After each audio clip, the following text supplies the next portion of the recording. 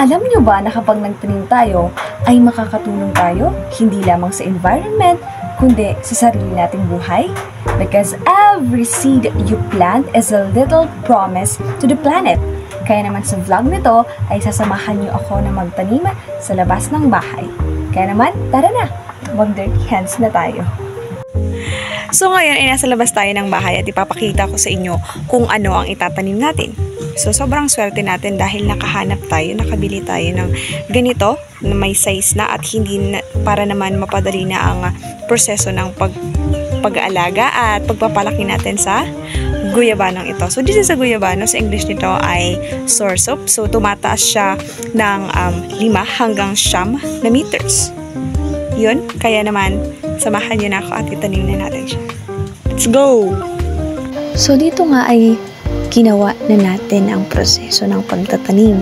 Binubungkal natin ang lupa gamit ang ating mga kamay at inilagay na din natin ang ating guyabano. Alam niyo ba na a small to medium size ang ating guyabano? At it typically grows to about 5 to 9 meters. So 16 to 30 feet. Ganon ang taas niya. So the leaves are large, shiny, dark green, and have a distinct pleasant aroma, often used sa mga traditional herbal teas.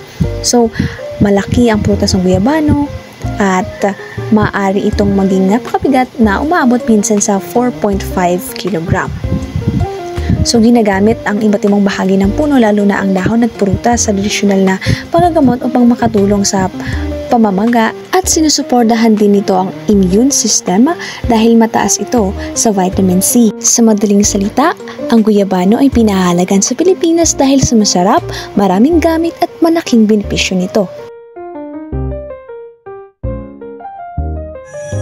Ayan, nasa likod tayo ng ating bahay at titignan natin ang itinanim na atin nung nakaraang araw. So, hindi na ako nakapag-video ng mga nakaraan kasi madami din tayong ginagawa. But, I assure na palagi ko siyang dinidiligan. So, nandito siya guys. Kasama siya ng ating mga halaman. Halaman ni Mama.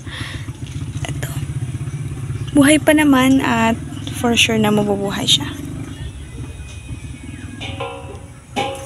Anahin lang siguro natin yung kanyang lupa.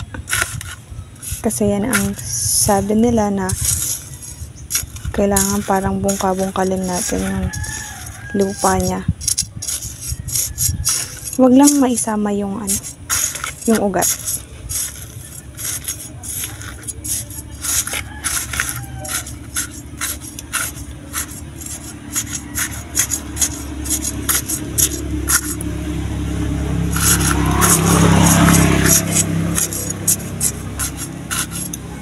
Tadam!